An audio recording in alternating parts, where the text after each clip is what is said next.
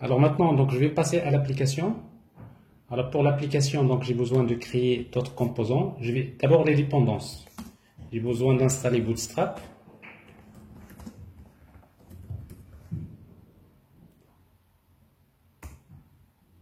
J'ai besoin d'installer quoi d'autre? Font Awesome. Donc ça c'est pour les icônes. jQuery.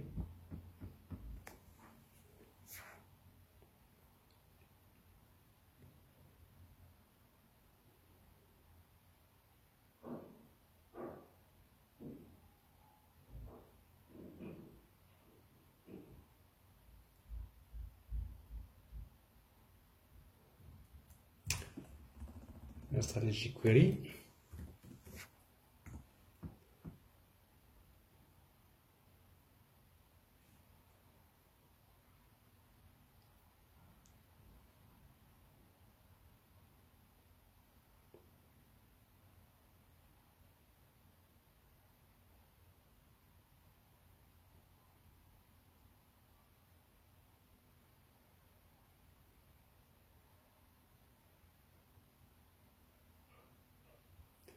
Également, j'ai besoin d'installer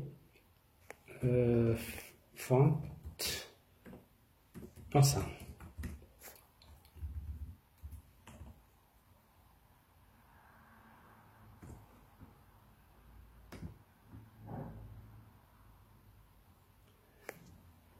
Je crois qu'il y a quelque chose qui manque ici.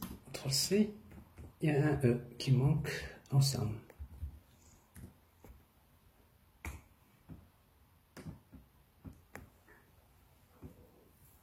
Voilà, alors ça c'est pour les dépendances. Alors maintenant je vais créer donc bon, on va créer d'abord un composant pour la barre de navigation. Alors pour la barre de navigation, donc ici on va utiliser donc un simple menu Bootstrap. Donc je vais créer un component.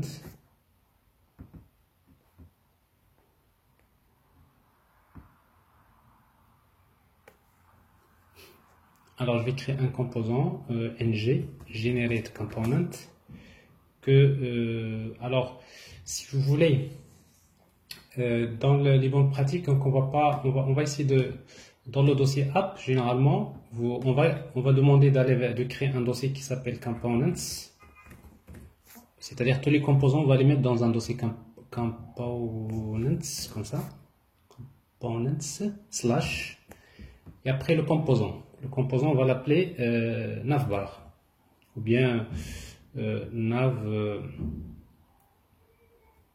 navbar component.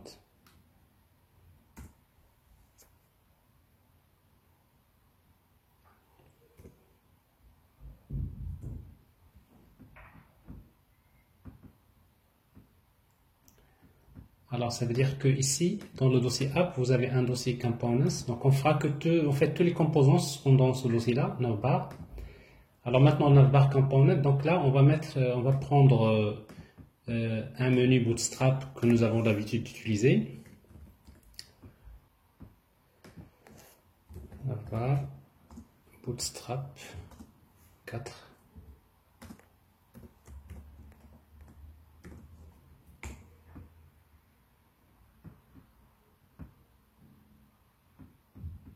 Voilà, c'est Bootstrap 4.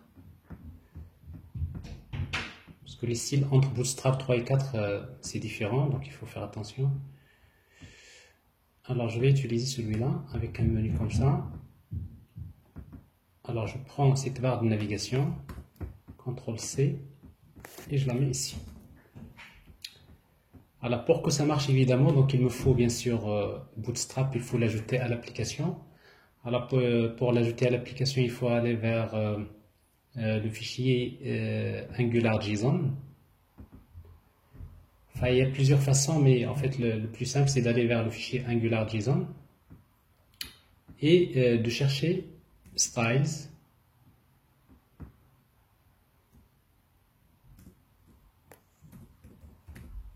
Ici.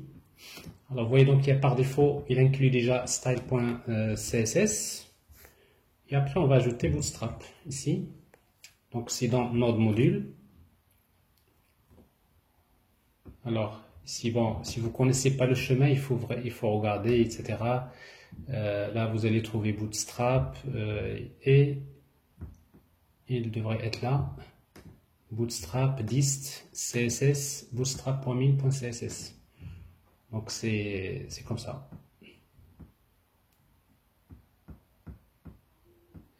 Donc node module /bootstrap /dist /css bootstrap.min.css. Alors ensuite dans JavaScript j'ai besoin de jQuery. Alors la même chose, donc ça va être c'est node module /jQuery /dist directement jQuery.min.js je pense. Alors jQuery ça devrait être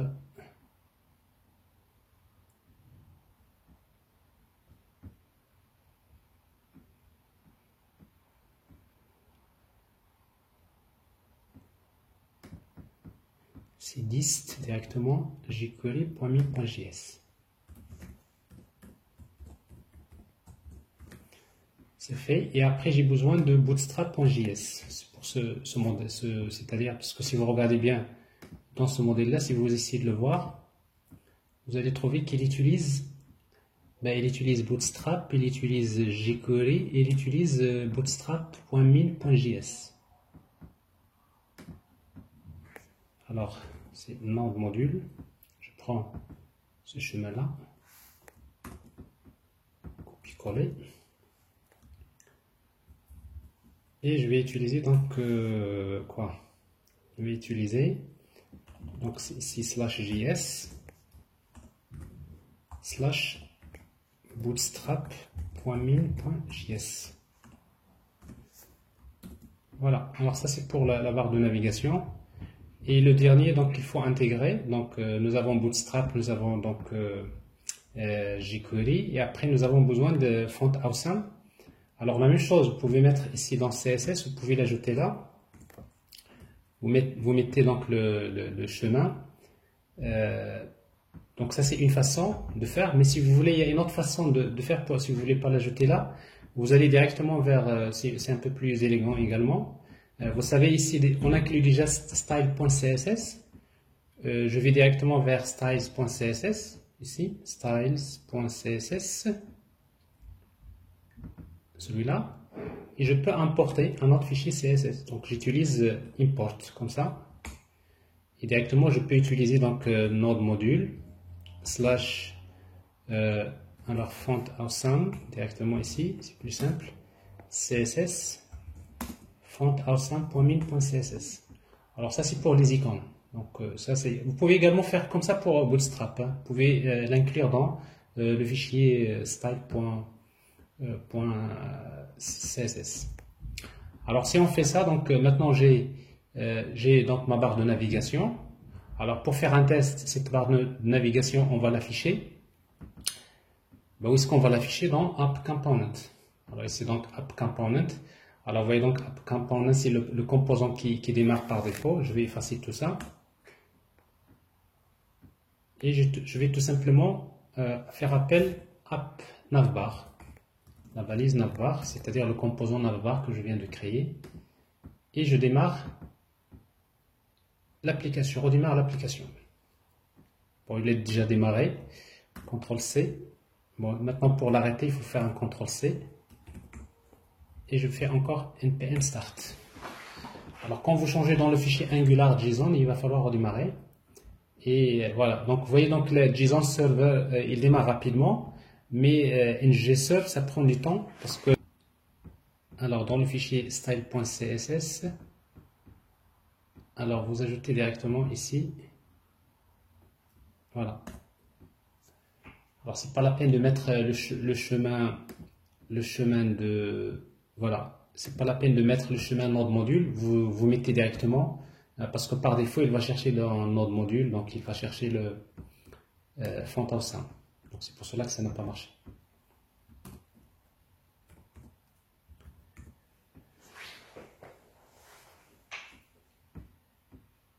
Bon, cette tilde là, il faut l'ajouter. Hein. Donc ça c'est. Il y a aussi le. Voilà. Bon, c'est bon. Bon, le point virgule, il faut le mettre. Alors, une fois que c'est démarré, donc vous mettez localhost 4200. Il faut s'attendre à ce que l'application s'affiche. A priori, bon, il est toujours en train de générer le bundle. La première fois que vous démarrez, généralement, ça prend un peu de temps.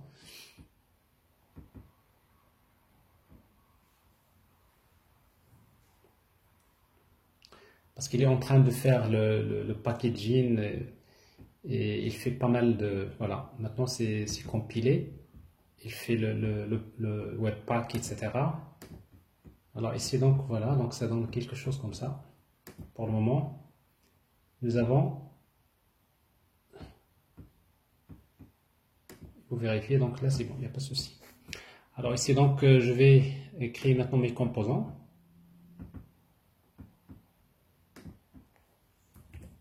Alors, quels sont les composants que je vais créer? Donc, je vais créer Product Component. ng generate. Alors, toujours dans le dossier Components. Generate Component. Le dossier Components. Slash. Voilà, donc dans un premier temps, on va créer un seul component qu'on va appeler products. Products, component, tout court. Products, voilà.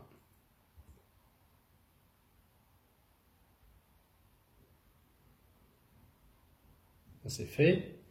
On va générer un composant qu'on va appeler home component.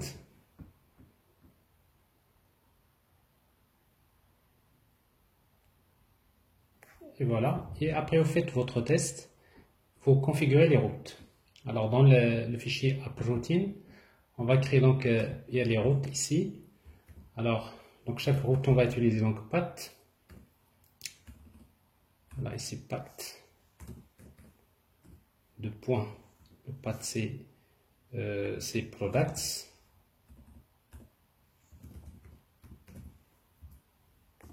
Et on va lui associer le component, c'est product component. Product component. Alors comme vous voyez par défaut, donc il y a le mode strict qui est utilisé. Donc si vous voulez, vous pouvez toujours désactiver cette configuration. Donc ici, edit.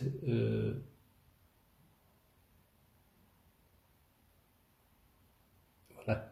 TSLint setting et après directement sur IntelliJ si vous voulez désactiver donc c'est-à-dire ce mode strict de compilation. Vous voyez donc ici, parce que normalement il faut à chaque fois mettre des espaces là bon, si vous voulez que ça passe, que sinon ça peut marcher comme ça. Alors donc j'ai la route product virgule, je vais avoir également la route home. Alors si je mets rien par défaut, donc ça va être home component. Et je fais un petit test. Pour cela, dans le fichier app.component.html, j'ai la barre de navigation et je vais utiliser router outlink, plutôt outlet. C'est là où les composants vont être insérés. Et je reviens vers le menu ici. Alors là, je vais mettre products. C'est fait, ou tout simplement vous mettez home products. Alors pour home, donc on va utiliser router link. Je fais appel à la route par défaut, donc je mets tout simplement slash. Ici je vais utiliser router link slash products.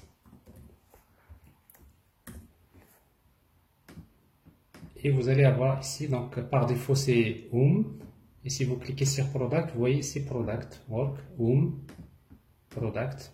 Alors vous avez donc les deux composants. Alors ce qui nous intéresse pour le moment, c'est Product, celui-là. Alors maintenant, on va définir donc pour pouvoir on va essayer d'afficher la liste des produits, mais pour cela, on va d'abord créer la couche service. Donc on va créer les services. Alors maintenant pour créer les services, c'est plus simple. Dans le dossier application app, on va créer un dossier service, services,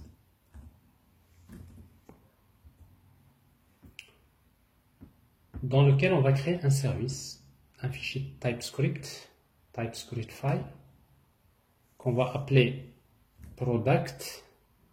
Alors les conventions généralement c'est comme ça, products, ça c'est pour les produits, point service, point ts. Alors comme ça donc vous pouvez utiliser vous pouvez créer une classe, export class.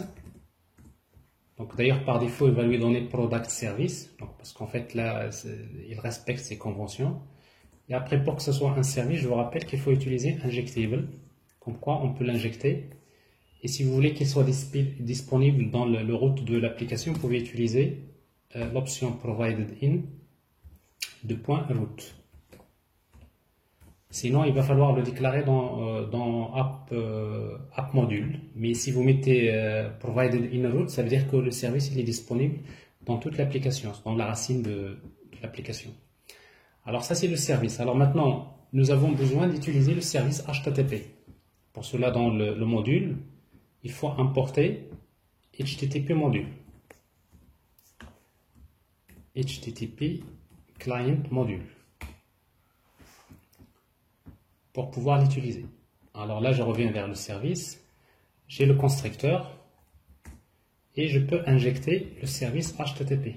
HTTP de type HTTP client module. HTTP client. HTTP client tout court. Alors ça c'est le service HTTP. Alors maintenant si je veux par exemple une liste de produits, je veux consulter la liste des produits. Alors je vais créer une méthode qui permet, que je vais appeler get all products.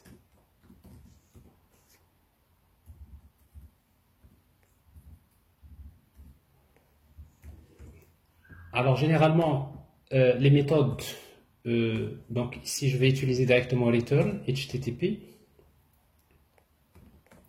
.get, j'envoie une requête get vers le endpoint.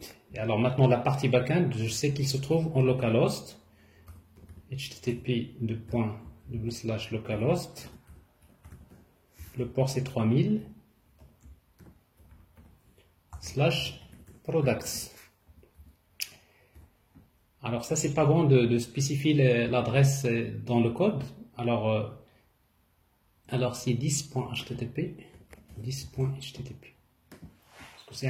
En fait c'est un objet que nous avons injecté. Alors comme je disais, donc c'est pas bien de spécifier donc l'adresse dans votre code. Ce qu'on va faire dans votre projet, il y a environments, il y a un fichier environment.ts dans lequel vous avez une constante, dans lequel vous pouvez déclarer des constantes. Alors je vais déclarer ici une variable que je vais appeler host, dont la valeur tout simplement c'est http localhost 3000. Et comme ça, quand je vais changer vers la partie backend réelle, donc je peux le changer ici. C'est dans ce fichier-là, en environment.ts. Et comme ça, donc dans mon code, dans mon service, au lieu de faire ça, tout simplement, la variable host égale à quoi? Directement, j'appelle environment égale environment et j'accède directement au fichier. Voilà, environment, je vais l'importer. C'est le fichier que vous avez ici. Point. J'accède à la variable host, tout simplement. Et comme ça, donc, je peux utiliser ici host plus directement je mets slash products. Ça c'est beaucoup mieux, c'est-à-dire ne pas en fait garder le host, vous le gardez dans une constante, dans un fichier quelque part, pour ne pas c'est-à-dire l'accompagner à chaque fois dans votre code. Alors généralement, dans les bonnes pratiques également, ici, je veux gérer des produits. Alors maintenant, il faut également créer un modèle, c'est-à-dire dans votre projet, ici app, on va créer un dossier qu'on va appeler modèle, un dossier new folder, modèle. Alors dans notre modèle, on va créer notre classe product, TypeScript file. On va l'appeler donc, ça, dans les conventions, on va l'appeler comme ça, product.modèle.ts. Et ici, donc, je vais tout simplement déclarer une interface export interface. Pour moi, c'est product. Pour moi, un produit, voilà son interface. Alors, il y a ID qui est de type number. Je peux mettre des points-virgules ou bien des virgules. J'ai name de type string. Un produit est défini par le prix qui est de type number aussi. Par la quantité.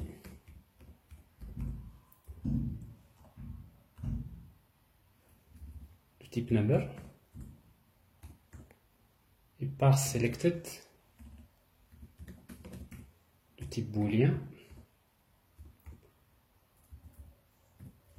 et available de type boolean.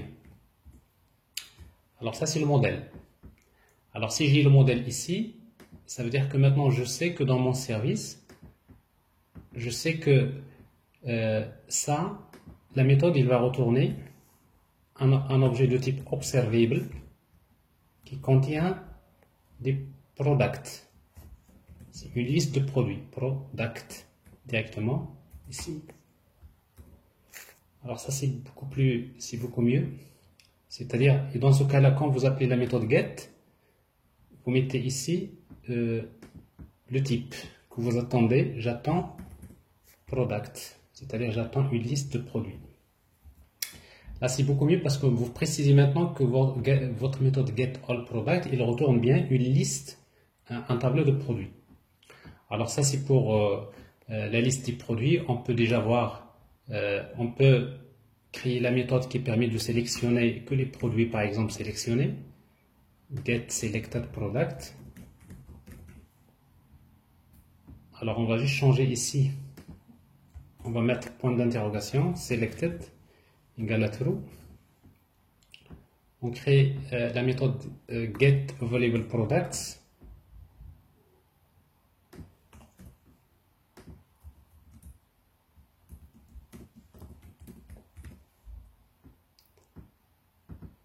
La même chose ici, je vais mettre point d'interrogation, available, égale à true. Voilà, je teste d'abord ça. Alors maintenant, je reviens vers... donc j'ai créé le service. Après, il y a des méthodes qu'on va ajouter par la suite. Je reviens vers le composant product component, ici. Dans la partie TypeScript, ici, je vais injecter le service. Alors le service, c'est product service de type product service.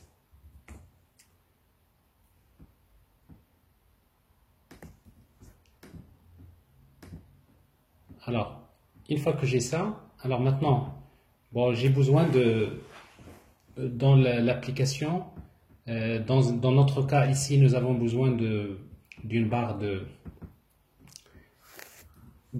c'est-à-dire dans ce composant, on va créer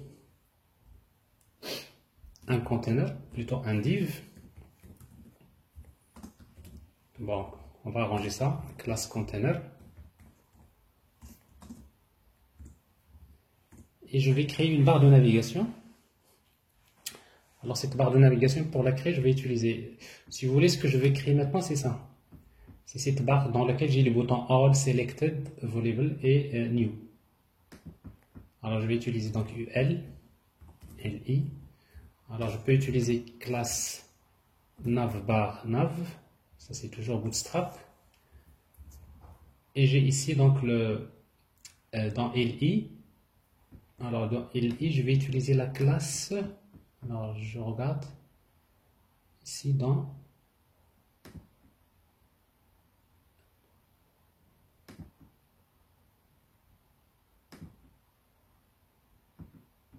alors je vais utiliser voilà rien. J'utilise navbar, navbar nav. Voilà, navbar, navbar nav. C'est plutôt je vais utiliser une barre de navigation nav. Ben, j'utilise tout ça.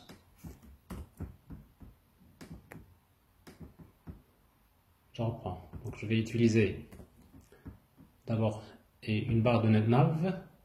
J'ai ici ul/ul/nav,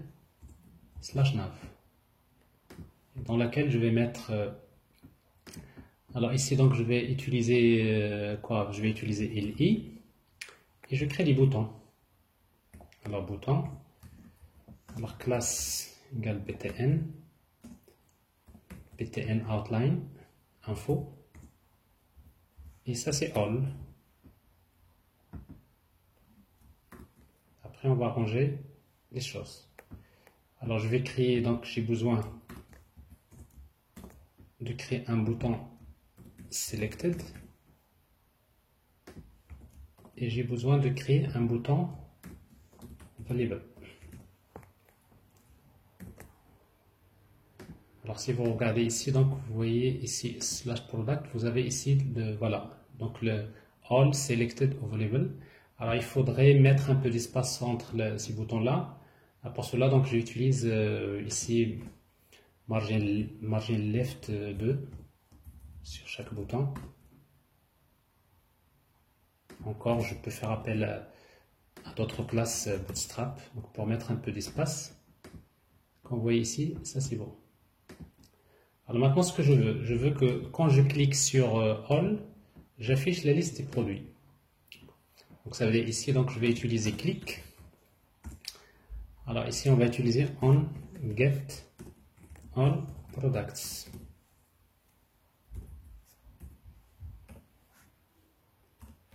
J'appelle une fonction on get all products et je vais la créer. Alt entrée. Donc c'est-à-dire dans le fichier product component, je vais créer la méthode on get all products. Alors maintenant, pour là, quelle est la bonne pratique qu'on va utiliser? Bon, on va utiliser d'abord, on a déjà injecté le service. Alors, vous pouvez faire ça. La première solution que j'avais déjà l'habitude de travailler avec vous, c'est d'utiliser product service. J'appelle get all product et je fais subscribe. Et quand vous faites subscribe, vous avez data, le résultat. Et le résultat, vous allez le stocker. 10 points. Vous cherchez la liste des produits, par exemple products égale data. Alors ça veut dire qu'ici il faut déclarer products de type, je sais que c'est un tableau de produits, de type product. Voilà.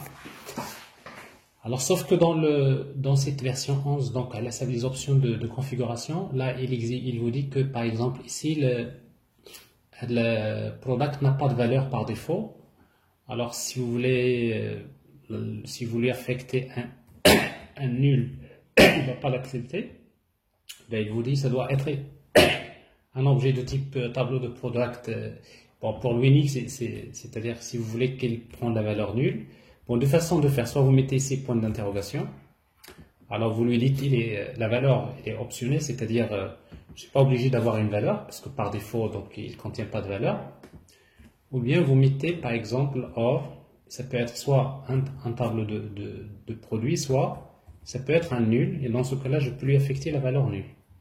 Alors ça c'est une syntaxe qui est utilisée. Alors ici donc si vous avez la liste des produits, maintenant on va revenir ici et on va afficher. Alors j'ai ma barre de navigation, j'ai ici un div par exemple ici On va utiliser class container.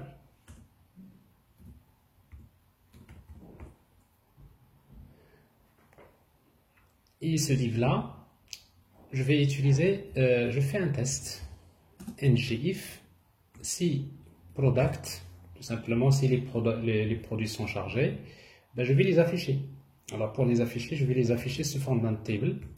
On va faire plus simple pour le moment et après on va arranger les choses. Donc je vais utiliser table class égale table.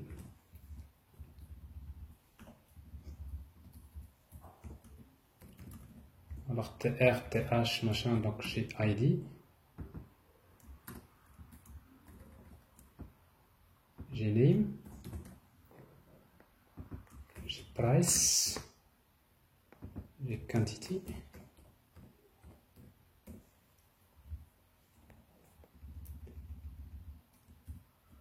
Selected.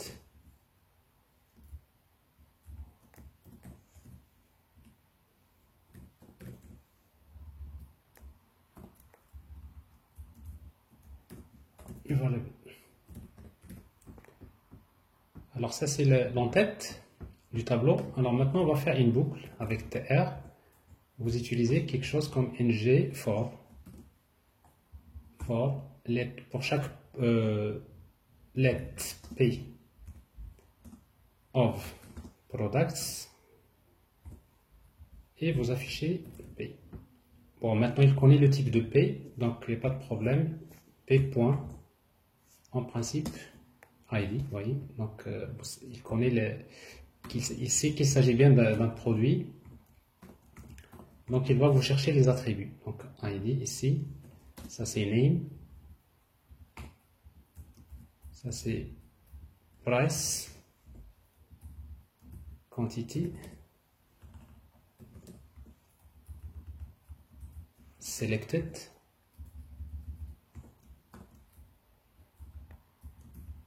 available. Alors ici, donc si vous cliquez sur All, vous voyez donc là j'ai la liste des produits. Alors ils sont là. Alors maintenant, bon ça c'est la première solution. Mais le problème c'est qu'il y a des erreurs. Alors normalement si vous faites ça, si vous voulez, supposons qu'il y a un problème de connexion ou si par exemple la requête n'aboutit pas, jusque là on ne va rien afficher. Alors ce qui fait que dans ici, donc quand vous mettez subscribe, vous avez data, et après vous pouvez ajouter error, et là vous pouvez utiliser console.log error ou vous faites quelque chose. Alors ça c'est pas vraiment, bon ça c'est une première solution de travailler comme ça. Donc la deuxième solution, c'est directement d'utiliser un observable, c'est-à-dire directement CTRL X, directement ici,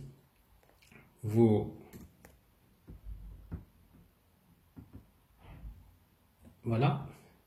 Alors directement ici, product, vous pouvez le déclarer de type observable. C'est un observable qui contient des produits, products. C'est un tableau de produits. Alors la même chose, vous mettez or null égale à nul par défaut.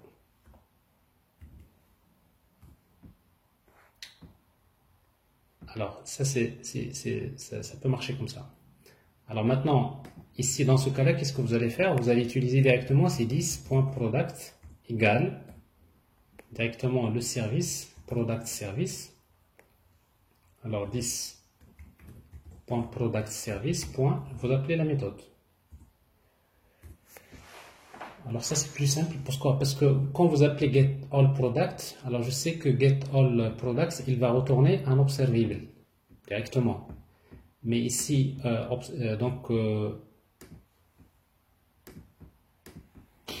alors là nous avons directement ici, nous avons déclaré dans le composant product comme étant un observable.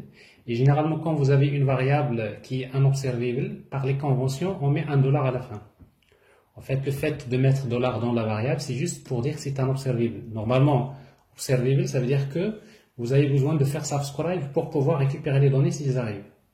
Alors si vous le laissez comme ça, bon, vous allez voir que ça ne va pas marcher. Moi je vois rien. Pourquoi? Tout simplement parce que si je reviens vers la partie HTML, là il ne comprend plus, parce que vous lui dites ici déjà, bon, il faut mettre $, bon, ça c'est ce qu'on a changé. Mais quand vous mettez ça, ça ne va pas marcher. Pourquoi? Parce que voilà, vous avez le tableau, mais là il n'a pas les données. Pourquoi? Tout simplement parce que maintenant, quand je fais une boucle sur products $, je sais que c'est un observable. Donc ça veut dire que c'est plutôt le composant ici qui va faire subscribe. Alors pour faire subscribe, directement dans la partie HTML, on va utiliser pipe. Comme ça, à 5. Alors quand vous mettez pipe à 5, ça veut dire que vous êtes en train de surveiller un objet observable. Dès que les données arrivent, et on va les récupérer. C'est une manière en fait de faire subscribe ou bien c'est-à-dire de faire de surveiller un observable dans lequel vous attendez les données. Alors si vous le laissez comme ça, vous voyez, il a bien compris maintenant qu'il s'agit d'un observable. Est-ce que c'est clair? Oui, c'est vrai. Alors ça c'est la première des choses. Alors sauf que maintenant, si vous voulez gérer les erreurs, là, comment faire? C'est un peu compliqué, comme ça. Parce que là, alors si vous voulez faire la gestion des erreurs, il y a une technique qui est recommandée, c'est d'utiliser ici directement.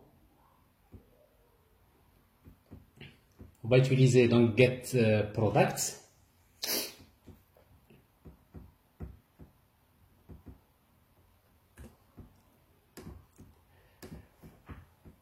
Alors, donc products ici, je vais vous montrer le principe.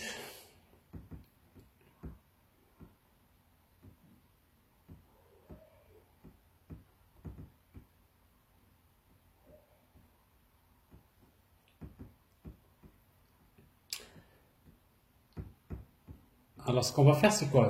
On va utiliser directement, on va faire égal,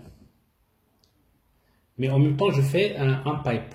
Parce qu'en fait, vous savez, quand vous faites vous avez en fait, vous créez une souscription, et vous pouvez utiliser soit .subscribe et vous pouvez utiliser pipe. Alors, dans les scripts, quand vous utilisez pipe, vous utilisez des opérateurs. Alors maintenant, on va lui dire, je fais appel à cette méthode, mais dès que les données arrivent, je fais un pipe, je reçois les données, et en utilisant l'objet map, donc je vais utiliser donc l'opérateur map, je récupère la donnée, et je vais retourner un résultat.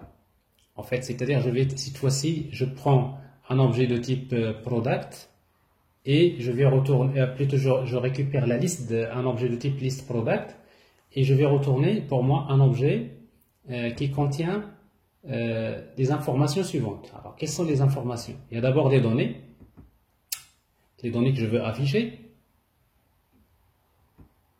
Elles sont là, data, je vais l'appeler data. Ensuite, j'ai également besoin de spécifier en fait data state, bon, je peux l'appeler comme ça.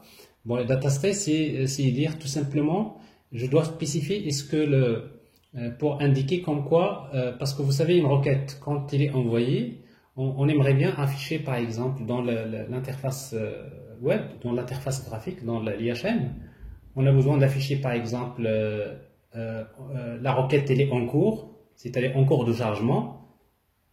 Ensuite, une fois que les données arrivent, on les affiche.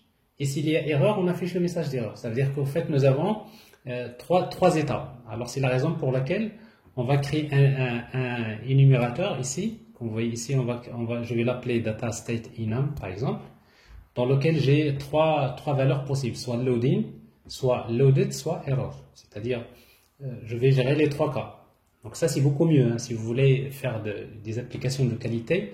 Quand vous cliquez sur un bouton, parfois vous avez besoin d'afficher donc un signe comme quoi c'est en cours de chargement. Une fois que les données arrivent, je les affiche. s'il y a erreur, j'affiche le message d'erreur. Donc, vous voyez, donc à chaque fois que vous envoyez une requête, c'est bon, il faut s'attendre, il faut gérer ces trois cas. Alors, si vous voulez gérer donc ces trois situations, donc on peut faire ça. C'est-à-dire ici, vous allez faire, vous gardez toujours 10.product égale à ça. Mais quand j'appelle la méthode getProduct, je vais utiliser l'opérateur pipe.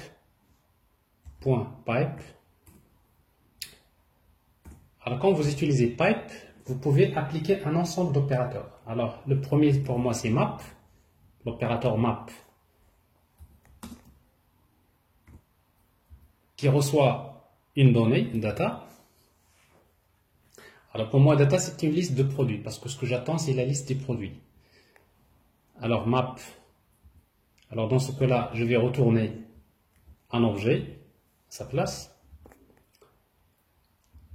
Alors cet objet-là, il contient principalement, si je veux retourner juste l'objet data, je peux utiliser data comme ça. Data égale data. Alors ici, map, j'ai quelque chose. Oui.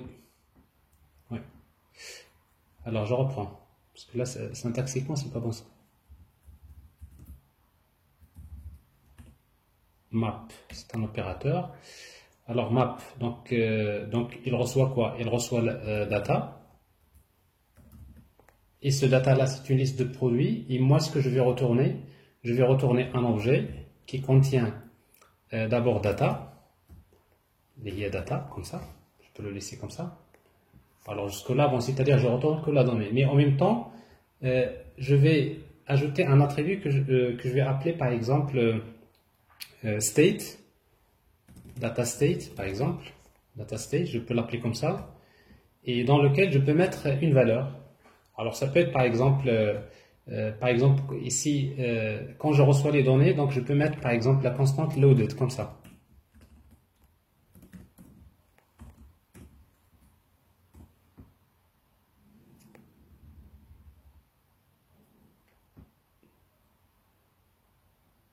Alors, ici, data state. Bon, après, il y a quelque chose qui manque. Alors,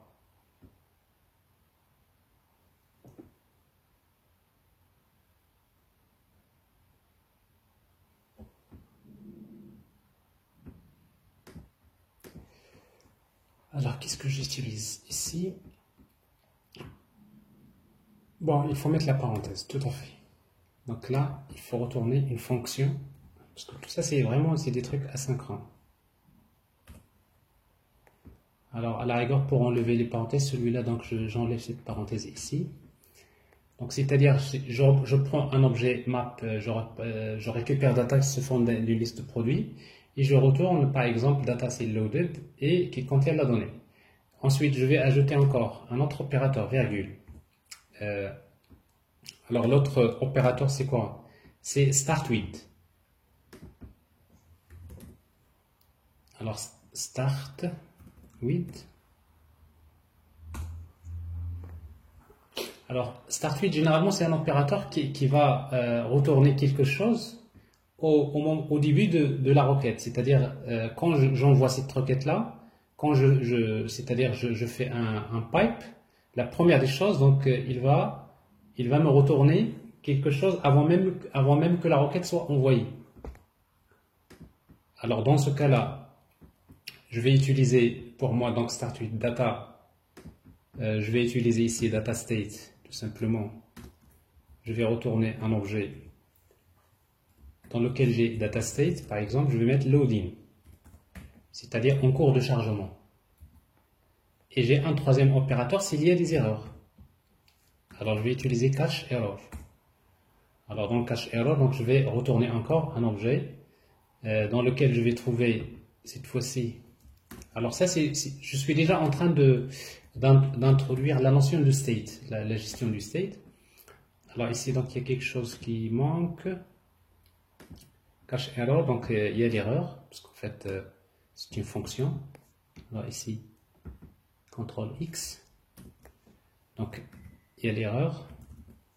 et je vais retourner directement un objet. Tout ça, c'est entre parenthèses. C'est une fonction.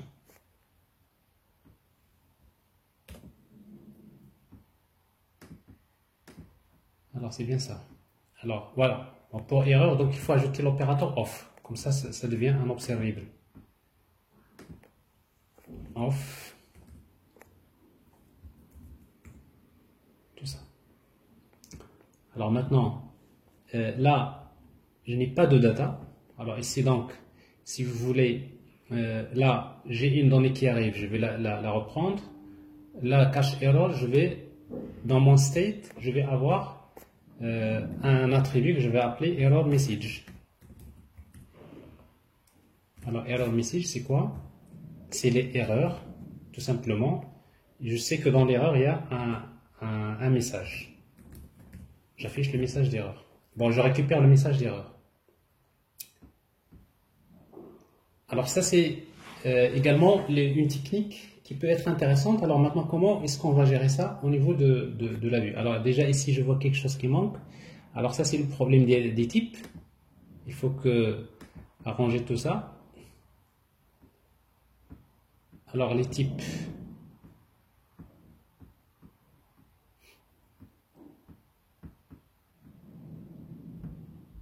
Alors comme vous le remarquez ici, maintenant, le type n'est pas adapté. Pourquoi? Parce que là, bon, maintenant on a déclaré donc products, il attend une liste de produits, mais moi maintenant c'est que mon observable, je l'ai changé, c'est-à-dire il retourne un objet qui contient ces informations. Alors maintenant on va essayer de structurer ça en déclarant un type du state. Alors pour faire cette opération là, je vais arranger un peu les choses, donc je vais créer un dossier. Alors je vais l'appeler state, dans lequel pour le moment je vais créer un fichier TypeScript que je vais appeler state, allez on va dire product.state.ts.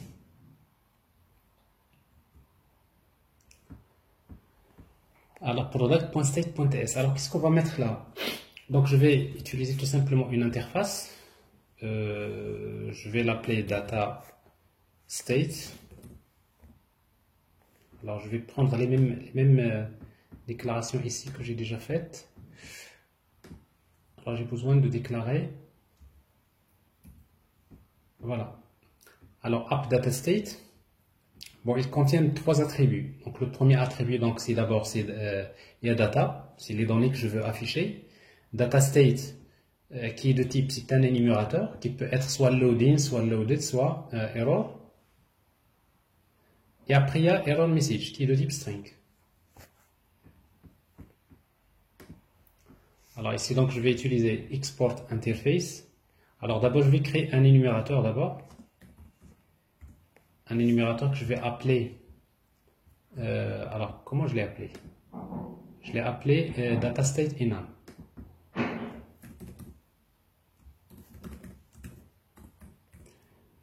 C'est un énumérateur qui peut avoir les valeurs suivantes, soit loading, soit loaded, c'est-à-dire les données sont chargées, soit quoi d'autre? Error. Voilà, ça c'est un énumérateur. Et comme ça, je peux déclarer mon state export interface. Je vais appeler appDataState. Alors, si je veux créer un state qui peut s'adapter au produit, et ça peut s'appliquer à n'importe quel type, donc je peux le rendre générique. Par exemple, il prend un type générique T, et dans lequel on va avoir DataState. Alors DataState, il peut être soit loading, soit loaded, soit error, donc c'est-à-dire il est de type DataStateEnum. J'ai data. Il est de quel type? Dans notre cas, c'est une liste de produits, mais bon, ici donc je vais utiliser de type T. De type T, c'est-à-dire ça peut être liste de produits, ça peut être autre chose. Comme ça, je crée quelque chose de générique. Et après error message de type string.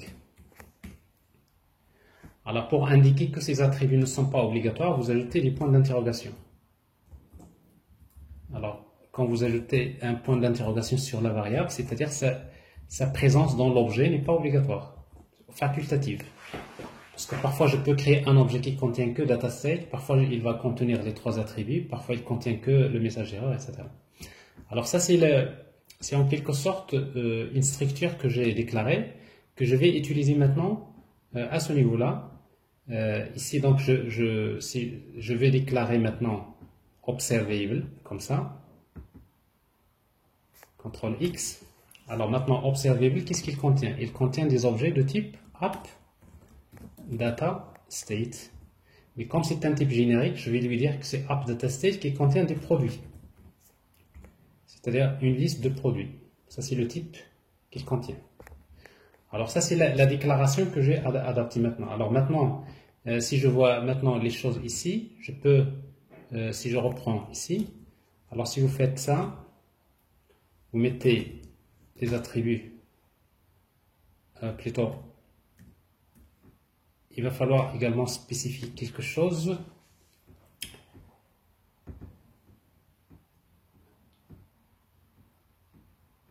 Alors, qu'est-ce qu'on va spécifier? Donc, a priori, rien. Alors, c'est observable. Donc, ça, c'est bon. Alors, ça, c'est... Voilà, donc, ça, c'est bon.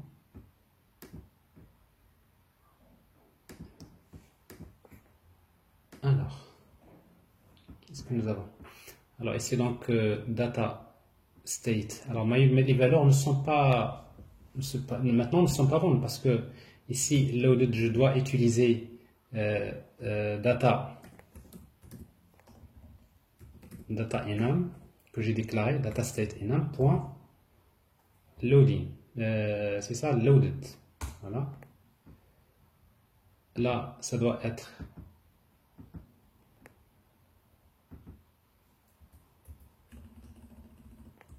data state enum point loading, en cours de chargement.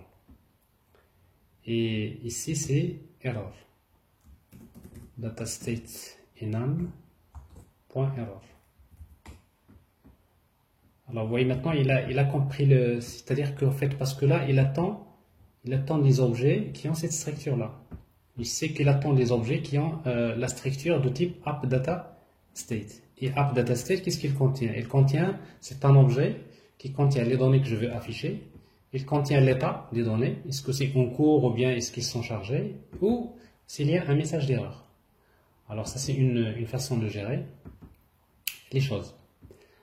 Alors maintenant, au niveau de la partie HTML, comment on va afficher ça? Alors pour pouvoir afficher ces histoires, tout simplement on peut utiliser ce modèle ici. Alors ça c'est dans product list, je vais vous montrer. Donc on va utiliser, on va faire un test.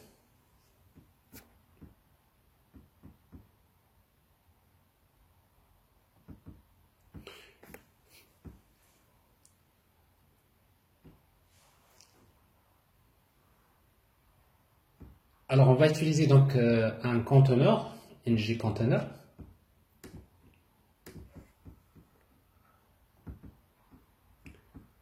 Alors je vais afficher comme ça.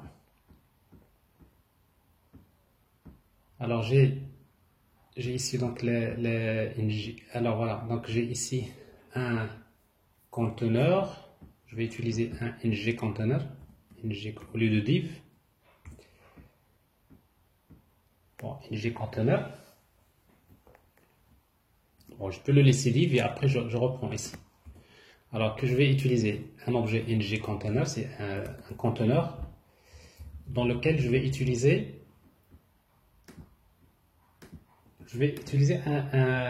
plutôt un ngIf.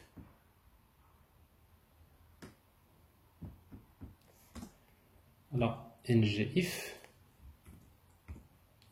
Alors je vais chercher sur product. Donc c'est-à-dire si product mais en mode A5, parce qu'en fait c'est un observable. Donc j'attends, c'est-à-dire je vais attendre jusqu'à ce que le product A5 avec, c'est-à-dire je fais un subscribe sur cet objet-là dès qu'il y a les données qui arrivent. Donc je vais le récupérer as result par exemple. Donc pour moi donc ça c'est-à-dire c'est-à-dire le résultat que je vais récupérer, je vais le récupérer sous forme d'une variable que je vais appeler result. Et après, je vais utiliser, soi-disant, switch, plutôt switch case, ng switch case.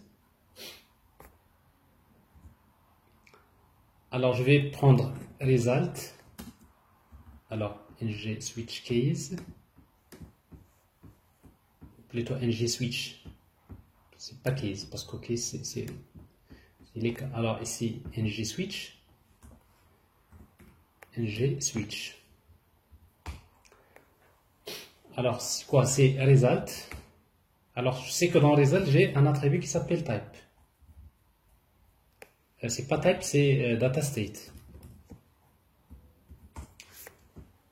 Alors, vous voyez donc ici dans product, c'est un objet qui contient data state. Et à l'intérieur de ça, je vais utiliser ng template.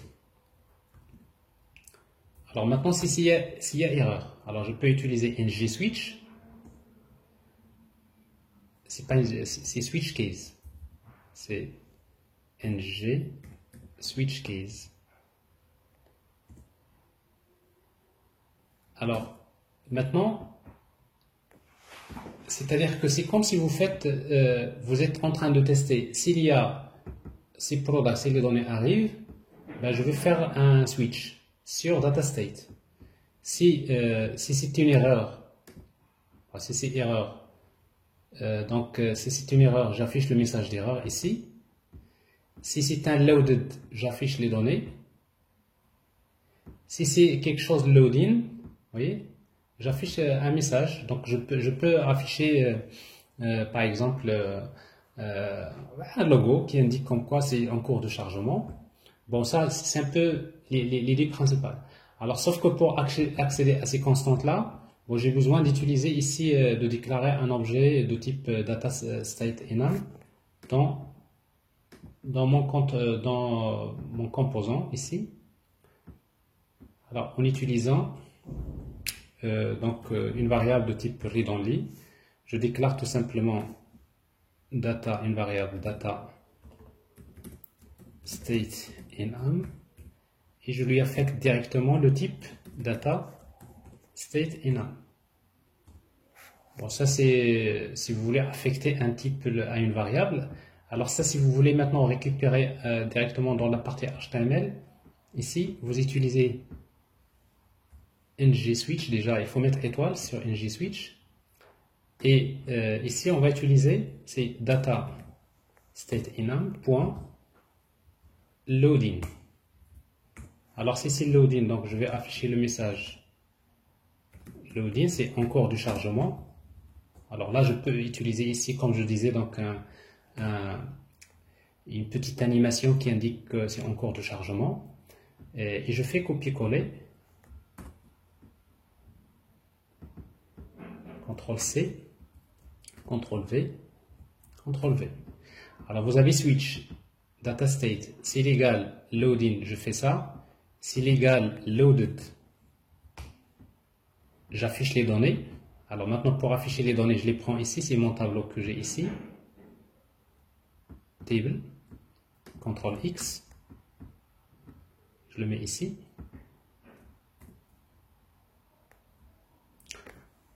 Alors, sauf que donc, quand je récupère là, je ne vais pas parcourir product, mais plutôt je vais parcourir result directement. Result.data. Parce que vous savez, result que j'ai ici, result, c'est quoi result en fait pour moi? Result, ça permet de retourner un objet de type appDataState. Et appDataState, il contient datastate, il contient data, il contient le message d'erreur.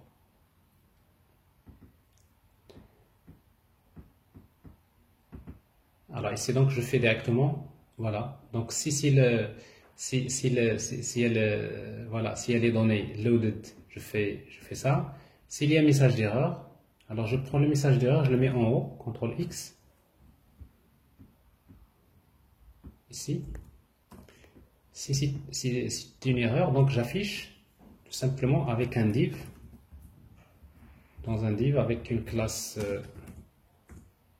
texte danger par exemple, ou bien alerte danger. Je vais afficher tout simplement result.error message.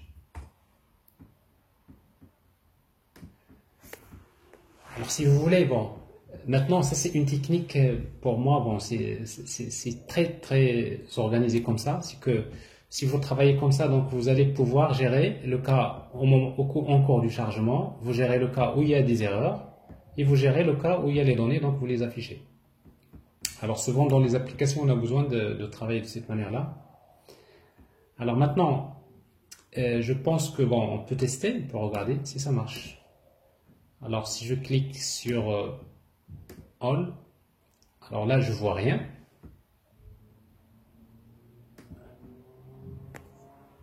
Je vais utiliser une accolade ici. Comme ça j'utilise la return. Et comme ça j'aurai l'occasion de faire ici console.log un message, par exemple data.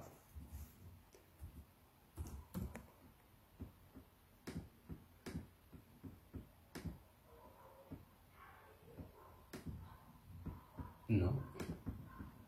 Alors, console.log start. Bon, normalement, je devrais avoir quelque chose comme ça. Bon, ça c'est bon. Alors, j'ai bien les données qui arrivent, sont là.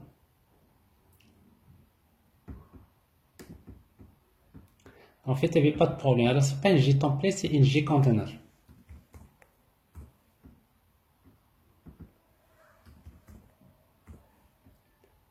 Ça, c'est une JContainer.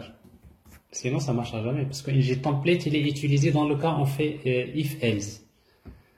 Si le template n'est pas appelé dans un autre handler, donc il ne sera jamais traité. Ouf. Donc, c'est ça le problème. Bon, on a perdu beaucoup de temps. Voilà. Alors, c'est pas une JTemplate, c'est une JContainer. Ça veut dire que vous avez un JContainer dans lequel vous faites le test sur datastate, switch, switch. Dans le cas où la valeur c'est loading, je fais ça. Dans le cas où c'est error, je fais ça. Et dans le cas où c'est loaded, je fais ça. Donc ici c'est une JContainer. Alors là, j'efface maintenant ça. Bon, a priori, ça devrait marcher. Alors maintenant, donc quand je clique sur All, vous voyez, donc là j'ai les résultats, mais je vois pas le loading et tout ça parce que en fait, pourquoi? Parce que c'est rapide. Alors si vous voulez voir le message loading, qu'est-ce qu'on peut faire? Si vous voulez le voir, il va tout simplement, on peut faire, supposons vous faites,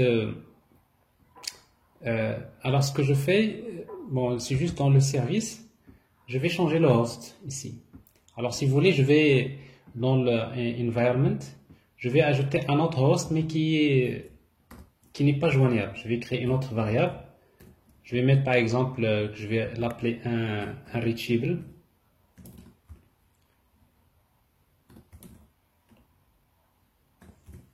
Un reachable host par exemple. Et là, je mets par exemple pour 8000. Alors 8000, ça veut dire, bon, parce que je n'ai pas de backend 8000. Alors comme ça, donc on peut voir un peu ce qui va se passer si je reviens au service. Ici, je vais utiliser, au lieu de ici host, je vais utiliser un reachable host. Alors logiquement, ma requête ne devrait pas marcher. Mais qu'est-ce que vous allez voir? Quand vous cliquez dessus, regardez, il y a loading, est-ce que vous le voyez? Voilà, voilà, et à la fin il y a l'erreur et il m'affiche le message d'erreur. C'est parce qu'en fait il tente de se connecter et il n'y a pas de connexion vers le backend. Alors déjà je reprends. Vous voyez donc loading. il attend le timeout. Dès que le timeout passe, et je vois le message d'erreur. Mais ici, le message d'erreur, c'est ce qui est retourné, c'est un noun error, parce qu'en fait, il y a un problème de connexion qui est à ce niveau-là. Alors maintenant, ce que je peux faire ici pour arranger les choses, c'est d'utiliser là un container. Bon, ici, ng container, je mets tout ça dans un container. Div, classe égale container.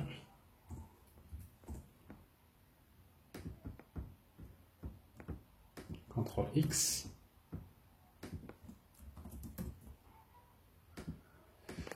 Alors je reprends. Vous voyez donc c'est loading. Alors je ne sais pas si vous arrivez à voir le message. Je vais agrandir un petit peu. Alors quand je clique sur ça, donc je vois le loading parce que il n'arrive pas à contacter le serveur et après je vois le message d'erreur. Mais ici donc ça ne va pas marcher dans tous les cas. Moi ce que je vais faire, c'est que dans mon service, je vais un peu simuler les choses parce que vous avez besoin de tester les différents cas. Alors vous allez tout simplement dire tout simplement host égale à quoi? Égale, je vais utiliser mat.random.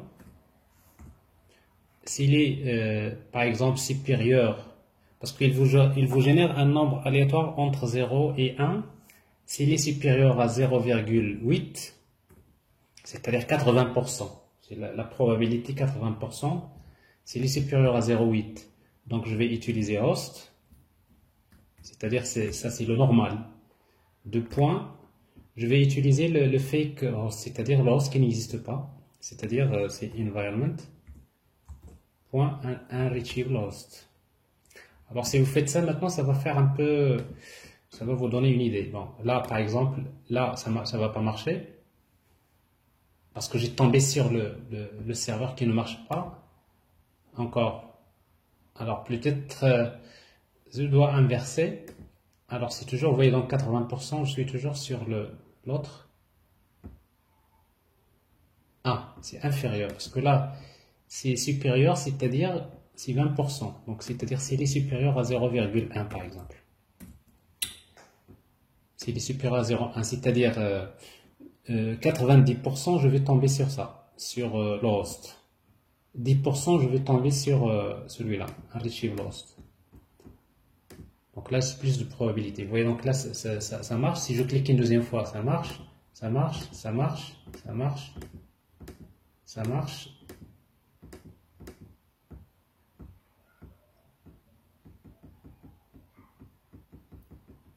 Alors, encore, je tombe toujours sur le cas. Je vais mettre 0,2.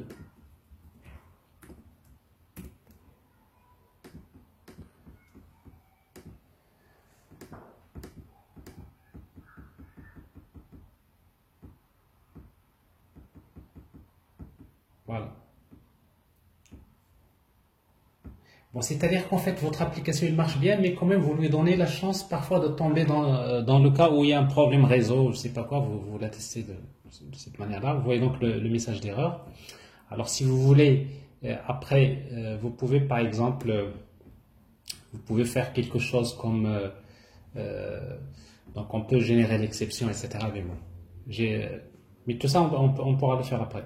Alors bref, donc ça c'est le premier palier. Donc j'ai ici, j'arrive à avoir les produits. Alors maintenant pour avoir selected product c'est pareil.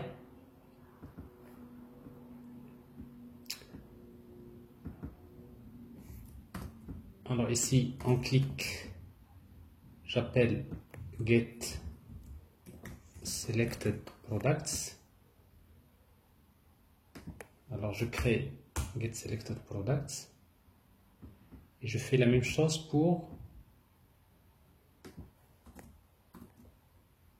available products. C'est quoi ça?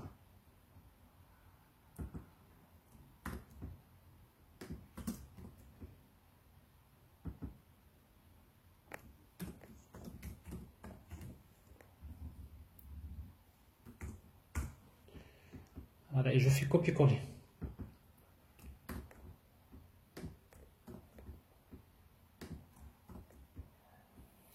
Alors là, ce n'est pas get all, get selected products. Et ici, c'est get available products. Voilà. Alors là, donc, j'ai tous les produits. Là, selected, vous voyez, donc je vois que les produits sélectionnés ici.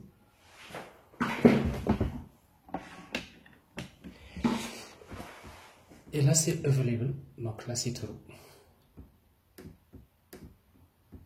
Alors, ce que je vais ajouter un formulaire pour faire la recherche. Et comme ça, donc, après, par la suite, on va essayer donc de découper ça. Bon, il reste encore pas mal de choses. Alors, ici, donc, dans le formulaire, c'est-à-dire toujours dans ce composant,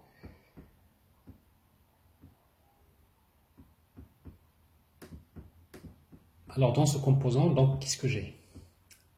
Alors, en fait, je vais ajouter un autre LI, pour un autre UL. Bon, je vais utiliser toujours la classe navbar, nav. Je vais le mettre à droite. Voilà. ML auto. ML auto, voilà. Et après, donc, je vais mettre un LI dans lequel je crée un formulaire, un form, mais un div, classe égale form group, dans lequel je vais mettre un label. Même directement, je vais créer un input type égale texte.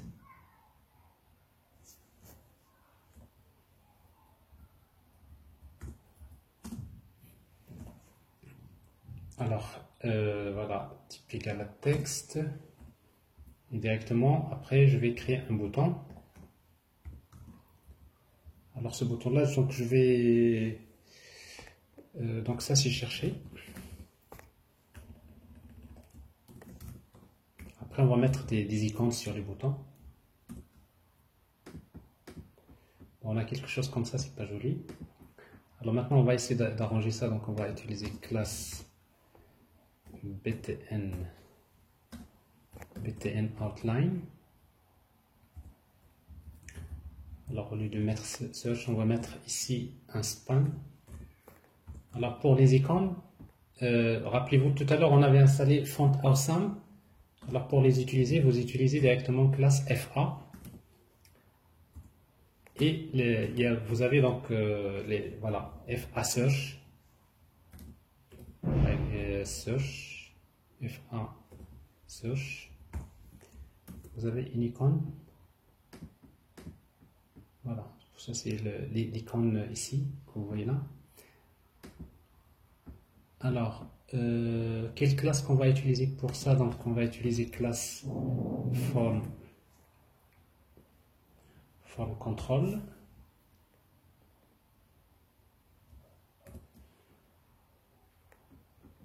Alors, pour créer donc, pour faire la recherche, donc je vais utiliser directement ici ngForm.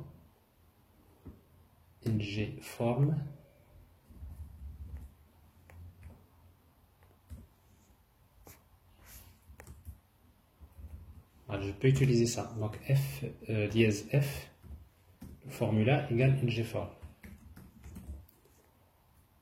Égale ngForm.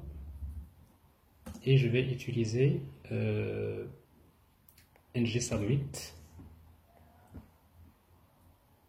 Alors c'est pas ça, qu'est-ce que je suis en train de faire? Alors ngForm égale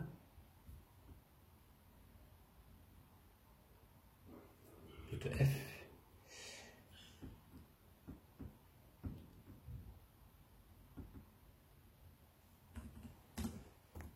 Alors, le dimanche après-midi, ngSubmit.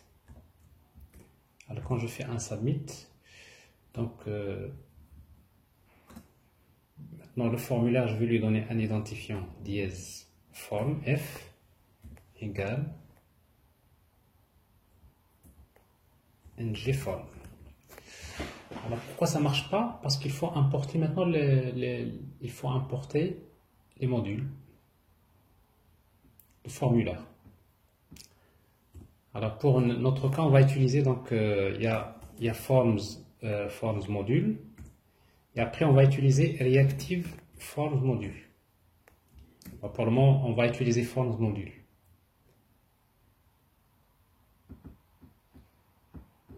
Alors maintenant, si vous faites ça, on va utiliser on search. En search, je vais envoyer les données du formulaire f.value. Alors maintenant, je vais créer la méthode onSearch et j'appelle directement, voilà, je fais la même chose ici. Alors sauf que ici, donc je vais dans le service, la méthode chercher, get ou bien search products. Alors on va lui donner le keyword, le type string. Ici on va utiliser la requête comme ça, c'est where name underscore like égale directement keyword. Ça c'est la méthode.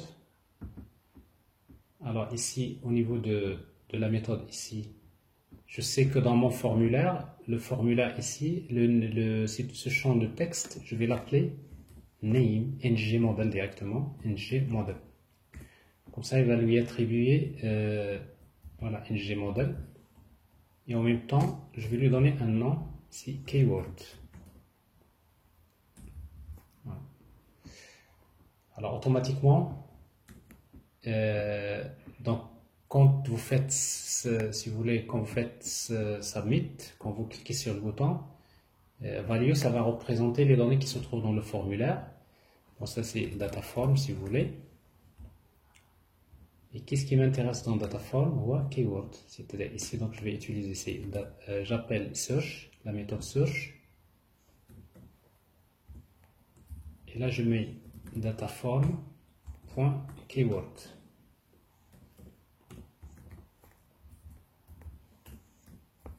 Voilà.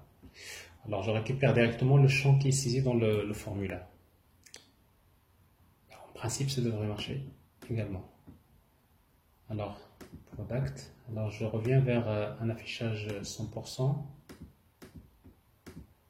Alors, déjà, ça, c'est pas bon. Alors, je vais chercher les computers C. Là, vous voyez donc ça marche. Donc, ma recherche marche bien. Alors là, au niveau style CSS, il faudrait que je supprime Alors, il faudrait que je supprime quoi? Le style. Voilà. Form control. Je le supprime. Alors, pour les boutons, il faudrait qu'ils soient un peu plus petits. Parce que je trouve quand même c'est assez grand. Alors pour cela, je vais utiliser donc c'est btn small.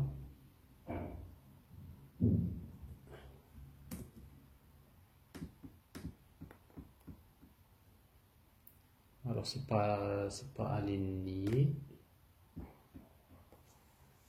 Donc deform group. Ouais. Alors je vais regarder un peu ce que j'ai fait dans le style. Ici j'ai séparé ça dans un autre composant. Là pour le bouton recherche, search.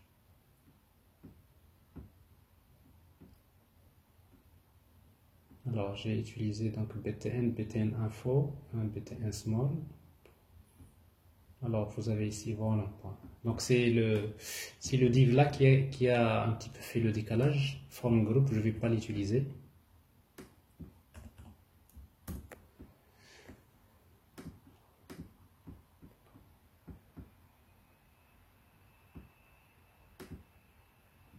Alors form.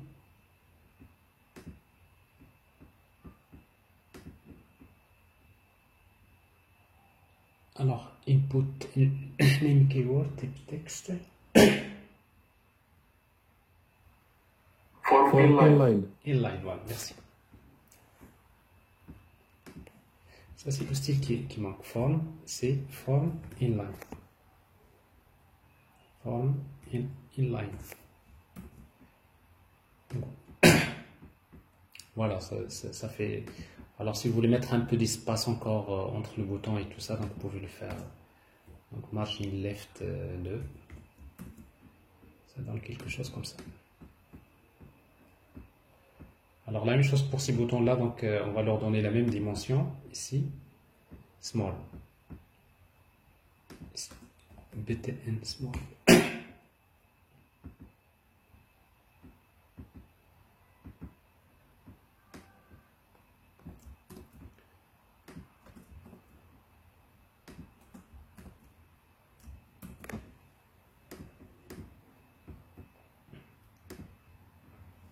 Alors là, c'est bon. Selected, available. Alors là, c'est toujours bon. Normalement, vous avez une probabilité que vous tombiez sur un cas où ça va retourner des erreurs, mais il faut essayer plusieurs fois.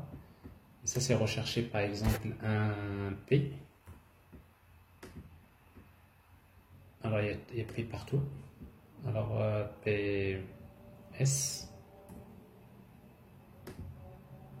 Et ça, c'est bon. Alors là, vous voyez, donc là, ça va pas marcher. Loading. Et après, vous avez le message d'erreur. Là, c'est parfait. Alors ici, donc, vous avez, ça, c'est la première partie. Alors maintenant, en réalité, quand vous avez un composant comme ça, c'est assez grand comme composant. Comme vous voyez ici. Donc, c'est ce composant-là, il y a... donc, ce composant-là, il contient donc pas mal d'éléments. Alors, ce qu'on veut faire, nous, c'est qu'on va le découper. On va le découper maintenant en plusieurs petits morceaux. Bon, on va créer donc la barre, on va la mettre quelque part. Product navbar component. Et avant même barre, donc je vais d'abord créer un product item component.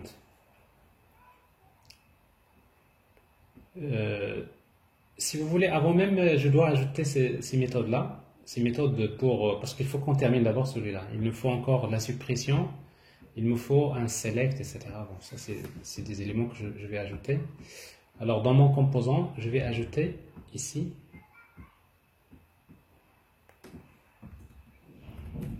TD. Alors, supposons je voudrais ajouter une opération qui permet de sélectionner. Je vais créer un bouton. Alors, classe btn par exemple. btn quoi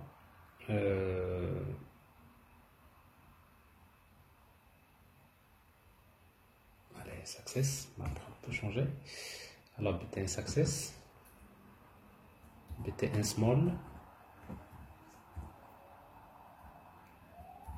et dans lequel on va mettre une icône span. Alors ici, donc il n'y a pas d'icône à mettre, donc on va mettre directement le texte. Alors je mets soit select, soit un select. Alors ici, donc ça veut dire qu'on va faire un test sur, par exemple, selected. Alors déjà, ici, donc je vois selected.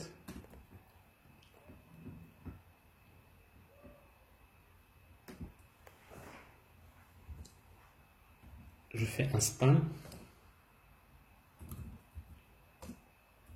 Et je vais utiliser ngIf. Si p.selected, je vais mettre un select. Et si plutôt c'est not selected, s'il n'est pas sélectionné, je vais mettre select. Et le bouton, je fais un clic et j'appelle on select. Et je transmets directement le produit pay.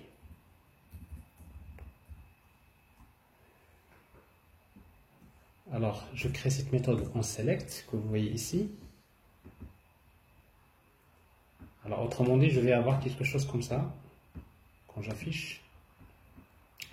Alors, vous voyez donc soit select, soit un select en fonction de la valeur ici. Alors après, on va essayer donc de changer cet affichage comme ça. Alors, quand c'est sélectionné, on va le mettre en quoi? En vert. Unselected, on va le mettre en rouge. Alors ça veut dire que la classe ici, ce qu'on va faire, au lieu d'utiliser ça, on va utiliser ngClass. Alors dans ngClass, qu'est-ce que je vais faire? ngClass, c'est-à-dire je vais faire une condition. Donc c'est quoi la condition? C'est P.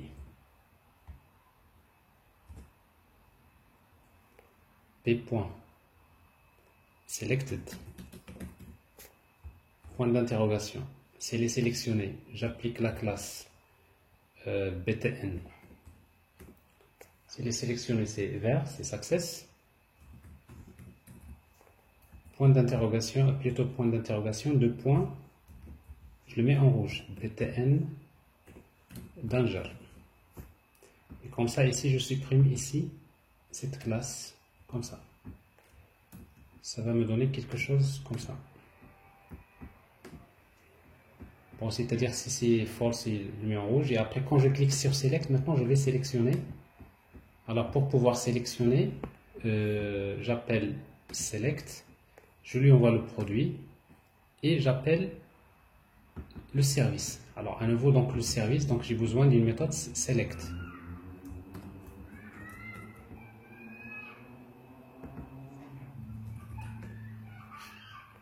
Alors select, qu'est-ce qu'il reçoit? Il reçoit le produit, product, le type product.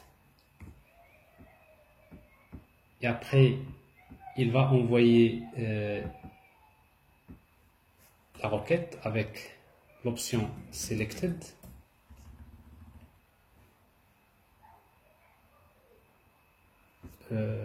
Ça c'est quoi ça? C'est un update.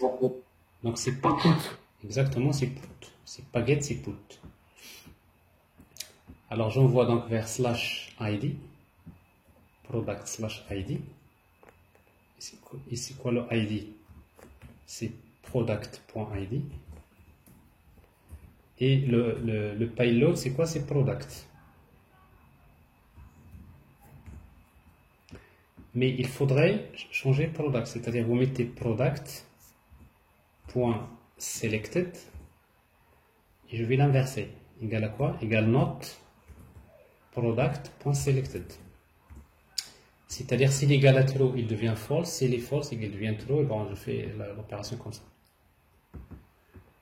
C'est pas bon ce que je viens de faire parce que je vous disais que c'est un peu la fatigue. Quand je fais select, qu'est-ce que je fais? Je vais appeler directement le service product service.select product p et je fais .subscribe. Une fois que je sélectionne, j'ai data, le résultat. Une fois que j'ai les résultats, j'appelle directement this.getAllProduct. Ça c'est plus simple.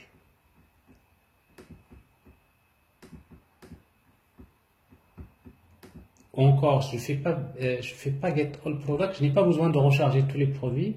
Il suffit d'utiliser p lui-même p.set.selected parce qu'il n'y a que selected qui a changé. Égal à quoi? Égal data.selected. C'est-à-dire, alors maintenant il faut revenir au service pour voir est-ce que le type que nous avons ici, donc ça c'est pas bon. Alors ça c'est pas une liste. Quand je fais put, je vais pas attendre une liste, mais j'attends un produit. C'est pas une liste de produits. Alors c'est-à-dire une fois que je récupère data, je change que l'attribut selected. Je n'ai pas besoin de recharger la page. Et là, ça va marcher. Alors, voyez donc ici, voilà. Quand je clique, là, ça a changé. Pas de problème. Et là, je ne recharge pas toutes les données, je change que l'attribut l'attribut qui est là. Alors si vous voulez, bon, de la même manière, donc je vais faire pour la suppression.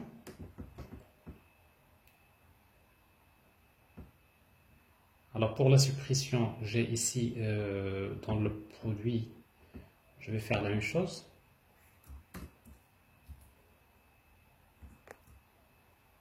Je vais faire un TD dans lequel je crée un bouton.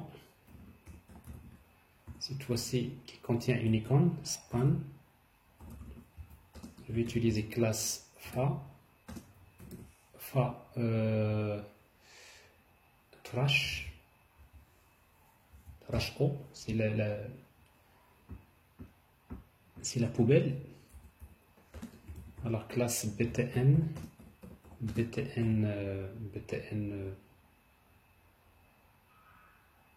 danger.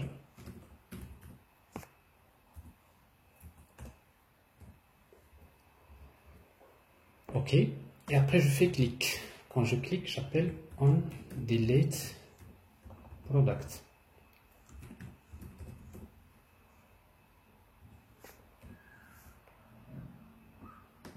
On delete P. Alors, la même chose ici. Qu'est-ce que je fais? On delete P. Je crée la méthode delete. Vous voyez donc, c'est toujours facile de faire ça dans le service. Là, c'est delete product. Alors, je supprime le produit. Alors là, la même chose. Observable. Delete, il ne retourne rien. Donc, je peux utiliser void. Le retour, c'est un void.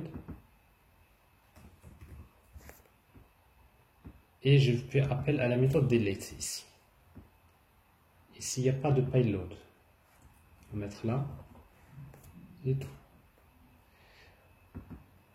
Alors, dans ce cas-là, j'utilise encore 10.productService.delete product P. Et je fais .subscribe data. Alors, cette fois-ci, je peux supprimer dans la liste ou tout simplement, je vais recharger les données. Alors, pour charger les données, j'utilise 10.onGetOnProduct. Je recharge tous les produits.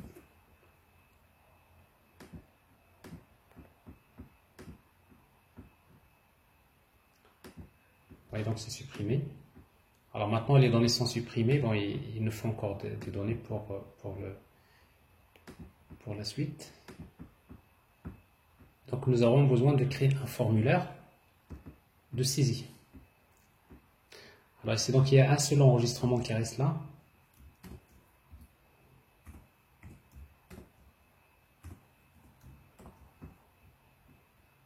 Je vais ajouter encore manuellement quelques enregistrements. Alors ça c'est printer. Le troisième c'est smartphone.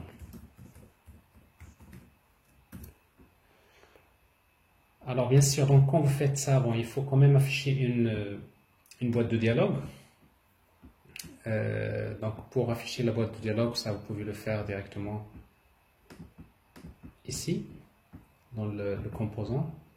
Vous faites par exemple let v égale confirme. Êtes-vous sûr de vouloir supprimer?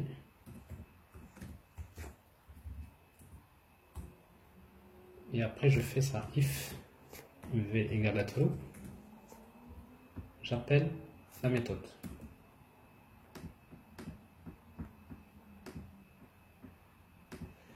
Alors vous avez quelque chose comme ça, annuler, je ne fais rien, annuler, ok, il le fait.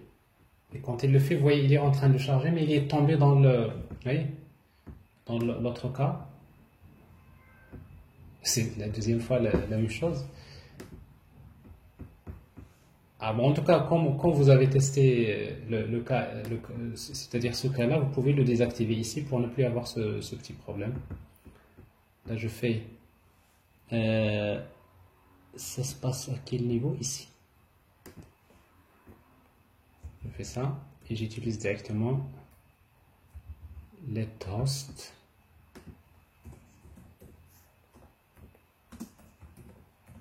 égale environment.host.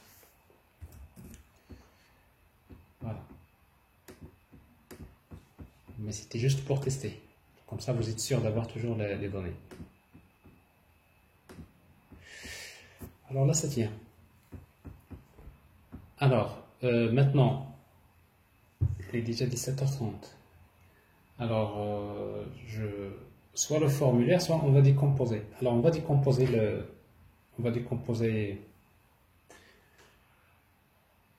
on fait le formulaire, on décompose. On termine d'abord la saisie, l'édit, et après, par la suite, on laisse la décomposition pour la prochaine fois. D'accord. Oh, je pense. Vous êtes fatigué. Non, parce que de toute façon, comme je disais, Anna, je préfère déjà d'abord ce qu'il faut savoir d'abord sur Angular, et après comment faire mieux. C'est-à-dire comment réorganiser un peu l'application de façon à ce que l'on puisse faire mieux. Alors c'est pour cela donc je préfère qu'on ajoute le formulaire de saisie, c'est ce que je vais faire ici.